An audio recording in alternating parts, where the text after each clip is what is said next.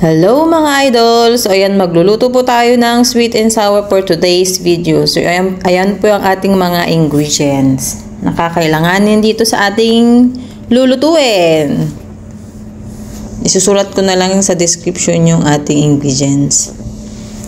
So ito yung ating mixture, yung ating sauce.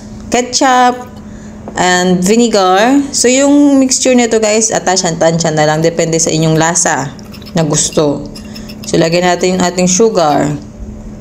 And then, yung ating cornstarch na pampalapot. So, after nyan, mix. Set aside na natin. Then, go na tayo sa ating next step is yung ating pork. Hiniwa ko siya ng maliliit. Depende na sa'yo kung gaano kaliit o kalaki. And then, titimplahan natin ng salt and pepper. And then, after yung ating flour, i-mix lang po natin siya. So, guys, itong ating mixture is easy way lang to. Kasi yung iba pang nagkukot, diba, isa-isa. And then, lagay na natin yung ating egg. So, haluin lang natin hanggang mag-coat sila. Pasensya na sa boses kong basag at paos, medyo may sipon. And after nyan, i-rate na rin natin ating breading mixture. Mixture pa.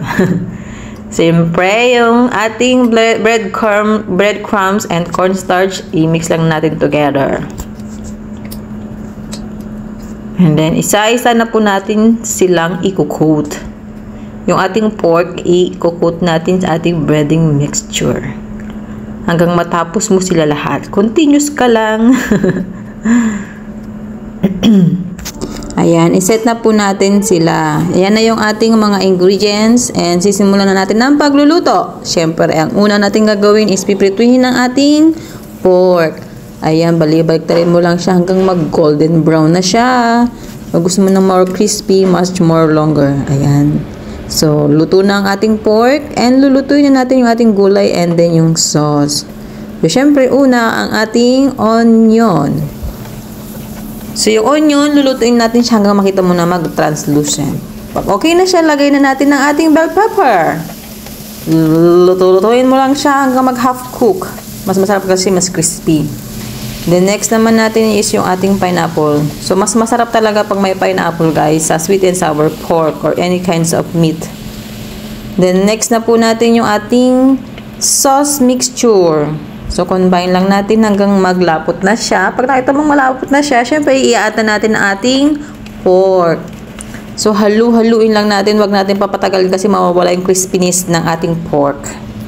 And then, transfer na natin sa ating serving plate. Ayan na ang ating sweet and sour pork na napaka-yummy. Sweet and sour talaga ang lasa niya.